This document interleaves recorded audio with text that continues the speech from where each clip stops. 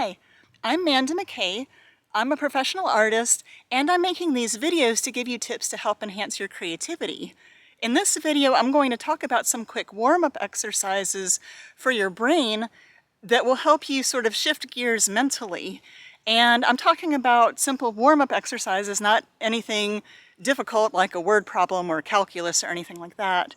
And these are little exercises that you can do whether you're stuck in the middle of a project or just if you have 5 minutes here and there. Any of these will just help by helping your brain kind of shift gears, and that's very important for creativity. So I'm going to start out with two-dimensional drawing.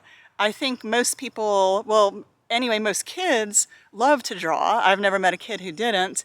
And sometimes as we get older, if we think that we aren't good at drawing, we kind of give up. But even these people still seem to like to doodle. So whether you draw or doodle, I'm going to give you a tip that will help by, it'll be looking at the negative space instead of looking at the object that you're drawing. And that kind of makes your brain shift gears a little bit. And what am I talking about with negative space?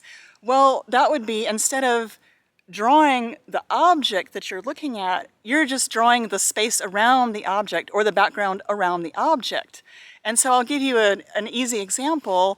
When you were a kid, you probably drew a Thanksgiving turkey by tracing around your hand. And then you kind of add the beak and the legs and you turn it into a turkey, right? Well, imagine that you were going to do that same thing today and you set your hand, you put your hand flat on a sheet of white paper.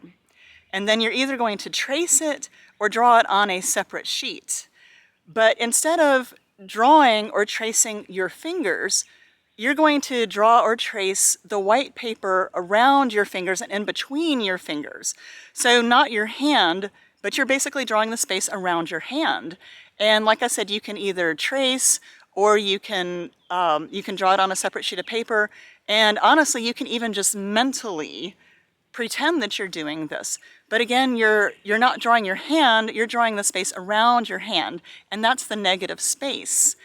And if you are actually drawing on a sheet of paper instead of tracing, if you're doing this by drawing the negative space around your hand, it'll probably look a bit different than if you just drew your hand. And this is helpful even if you're not somebody who is a visual artist. This still will help your brain kind of shift gears.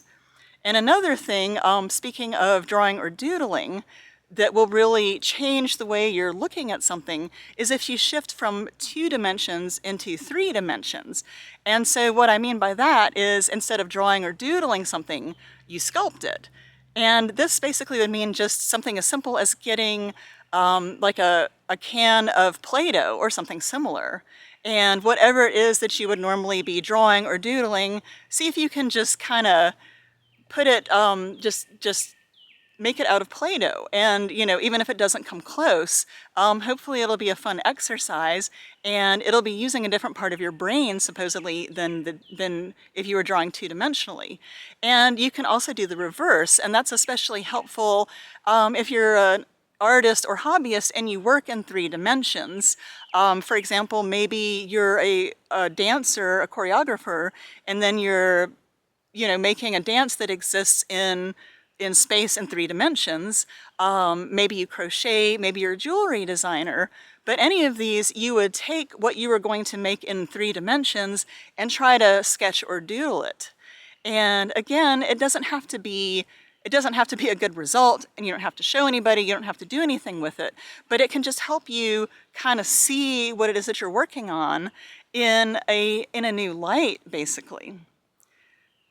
And if you happen to be a person who works in more words, whether you're a songwriter, a singer, a screenwriter, a poet, I haven't forgotten you, this may be the easiest tip of all, but instead of speaking your thoughts or whatever it is that you're working on, try singing. And this definitely works a different part of your brain. And in fact, this is something that's helpful for people who have certain types of brain injuries.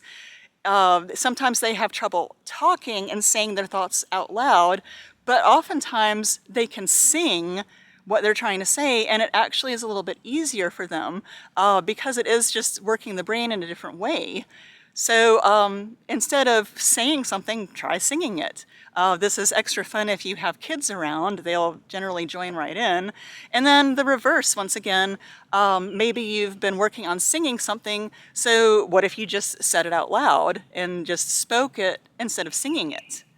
And then if you really want to take it to the extreme, whether you would be singing or speaking, try to do interpretive dance or act out what it is that you're trying to say. And again, this is extra fun if you have kids, and because it's a little bit wacky, but they certainly seem to enjoy it. And hopefully you would have fun doing that too. So again, these are just different warm-up exercises for your brain to just help you look at things a little bit differently, and that's a very important component of creativity. If you're able to just see something differently, get your brain to look at things differently, then that's going to help you be that much more creative.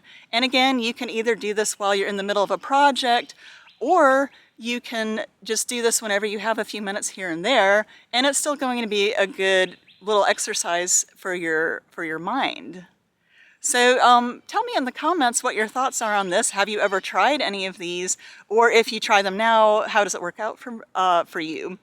So again, my name is Manda McKay, and thank you so much for watching.